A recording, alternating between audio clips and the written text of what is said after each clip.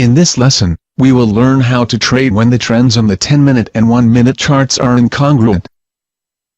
Remember, in our earlier lesson, we mentioned that when the 10-minute chart is incongruent with the 1-minute chart, beginners should be cautious when trading, as they should only aim to profit from one side of the market. However, skilled traders will still be able to trade the retracement of the 10-minute chart. Beginners should only look to trade when all the right conditions are fulfilled on the 1-minute chart. Let's go back to the scenario from our earlier lesson, to identify these conditions, and execute our trades. Continuing from the earlier lesson, we have identified that the 10-minute chart is bearish as we observe a downtrend channel which was taken off the 1-hour chart.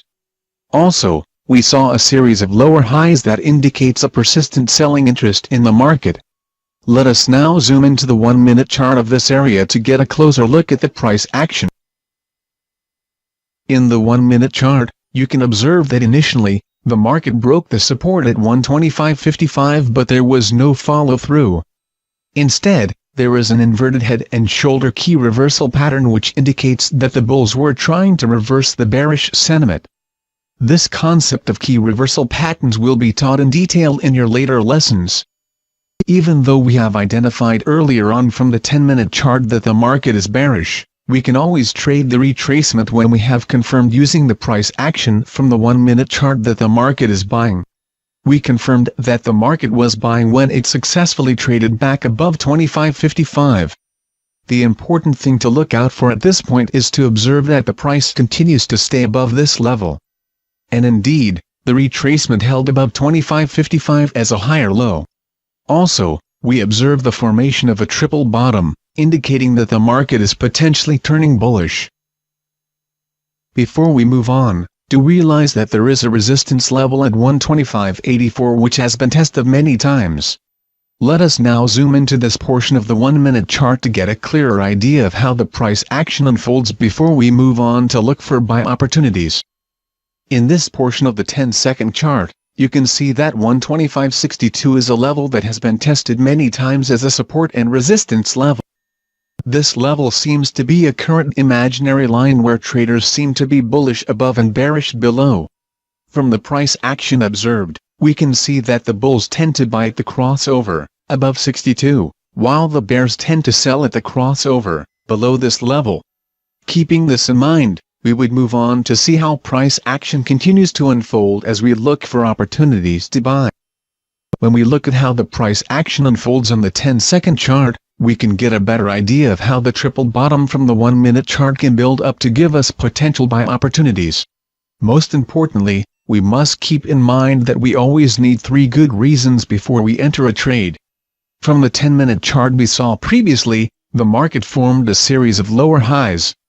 This determines our basic direction to be bearish. However, we saw from price action in the 1-minute chart that the market is buying, and holding a series of higher lows. Hence we can look to trade the retracement and look for opportunities to buy. Firstly, notice that the market had previously tested the support level at 125.55, potentially forming a triple bottom. Observe that a series of higher lows has been formed indicating buying interest. There has also been a successful crossover of the 62 resistance level, where price has held above. This supports our first condition to buy.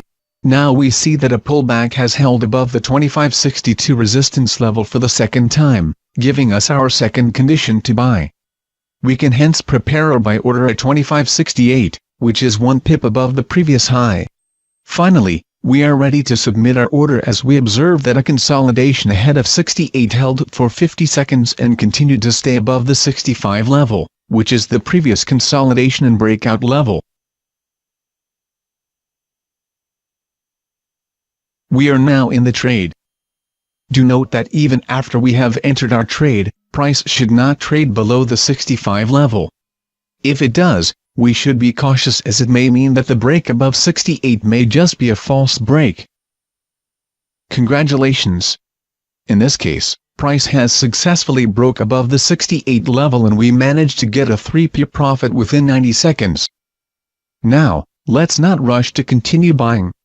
We should also look for clear price action before entering trades. Let's move on to analyze our next trade.